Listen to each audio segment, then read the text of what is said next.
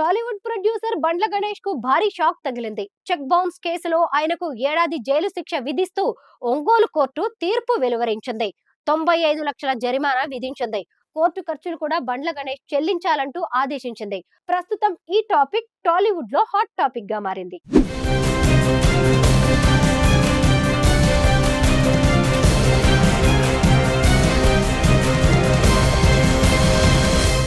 2019లో మద్దిరాలపాడుకు చెందిన జానకిరామయ్య అనే వ్యక్తి దగ్గర బండ్ల గణేష్ 95 లక్షలు అప్పు తీసుకున్నారు.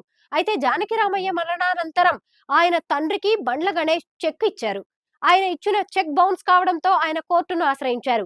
దీనిపై విచారణ చేపట్టిన న్యాయస్థానం జైలు శిక్ష, జరిమానా విధిస్తూ తీర్పు వెల్లడించింది. 2017లో సినీ నిర్మాత బండ్ల గణేష్ కు ఎర్రమంజిల్ కోర్టు 6 నెలల జైలు శిక్ష విధించింది. టెంపర్ సినిమాకు కథ అందించిన వక్కంతం వంశీ వేసిన కేసులో ఇరు పక్షాల వాదనలు విన్న న్యాయస్థానం ఈ తీర్పును వెలువరించింది. జైలు శిక్షతో పాటు 15,86,550 రూపాయల జరిమానా కూడా విధించింది. 25 లక్షల రూపాయలకు సంబంధించిన చెక్ బౌన్స్ కేసులో బండ్ల గణేష్ కు కోర్టు ఈ శిక్ష విధించింది.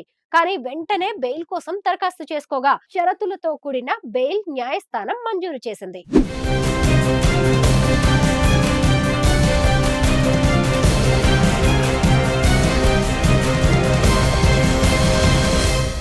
ఎన్టీఆర్, కాజల్ హీరోయిన్లుగా పూరి జగన్నాథ్ దర్శకత్వంలో తెరకెక్కిన టెంపర్ సినిమాను బండ్ల గణేష్ పరమేశ్వర ఆర్ట్ ప్రొడక్షన్ బ్యానర్ పై నిర్మించారు.